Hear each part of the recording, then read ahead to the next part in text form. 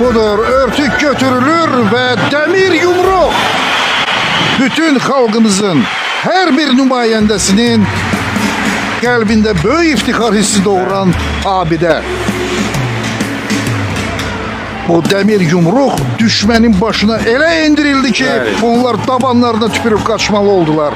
Və ekranda da gördüyünüz bütün bax bu rəqəmlər, ədədlər hamısı 44-də gəlib dayanacaq. Yəni 44 günlük müharibə. Azərbaycan tarixinin ən şanlı müharibələrindən biri və Azərbaycan torpaqlarının işğaldan azad olunması 44 günlük müharibə. Bildiyiniz kimi bu Azərbaycan, müasir Azərbaycan tarixinin ən şanlı səhifəsidir. Ən şanlı günləridir, ən böyük günləridir. Həmin günləri yenə də qürurla xatırlayırıq. Və 4 orada da- oktyabr Bəli. 2020-ci il Cəbrayıl, 17 oktyabr Füzuli, 20 oktyabr Zəngilan, 26 oktyabr Qubadlı, 8 noyabr Şuşa.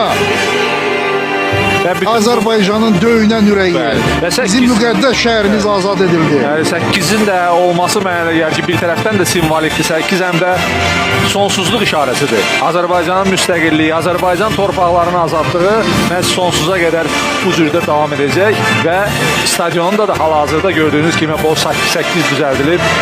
Azərbaycan qələbə qazandığı gün, qələbəsini rəsmiləşdirdiyi gün daha doğrusu